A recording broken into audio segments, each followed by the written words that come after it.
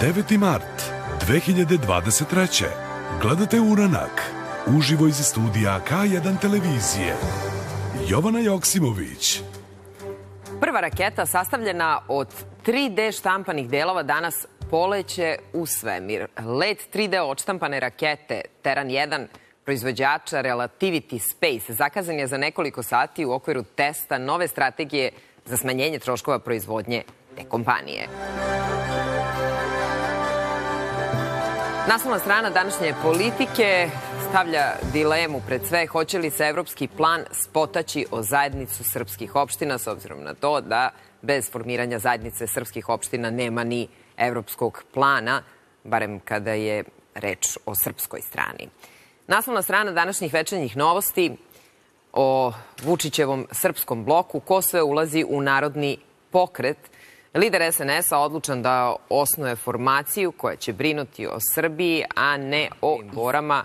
Malo oćelavio i dobio zaliski, ali zadržao prepoznatljivu građu tela i držanje ekskluzivni crteži sa jučerašnjeg suđenja za ubistvo Slavka Ćuruvije i fotografije Ulemeka od pre 7 godina. I o tome ćemo pričati. Sablje, to je njihova centralna tema. Pišu i o tome da Vučić formira narodni pokret za Srbiju, da od subote kreće u obilazak zemlje. Naslovna strana današnjeg Informera.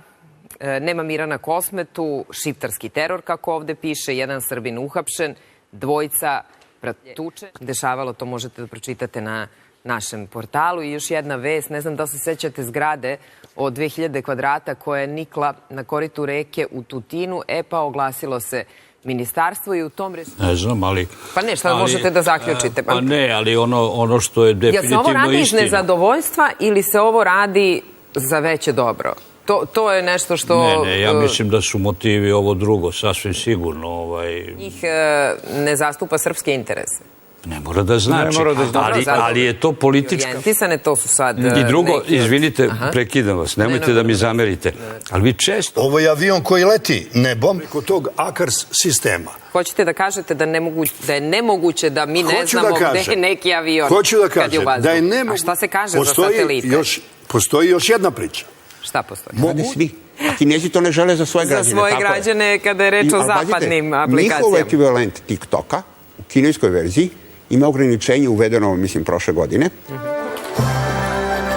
Ćao, Nađa, dobrodošla. Kako si? Ja se pozdravim ovako. Si dobro? Odlično. Dobro, Nađa. Pa reci ti meni, otkud prvo takmičenje za pesmu Eurovizije kao nešto što tebe interesuje? Pa, mene je generalno uvek interesovala muzika. Htjela sam time da se bavim i gdje je bolji način... Kao energičan live nastup. Ali, kad kažem ko ti je osmislio nastup? Uglavnom preko Instagrama i TikToka, društvenih mreža. Dosta, da.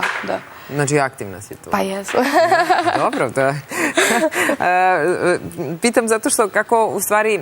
Da vas pozdravim i da vam se zahvalim. A evo, sad se prebacujete u Kec na 11. Prepustila sam vam gošću, prepuštam vam termin. Volim vas. Doviđenja.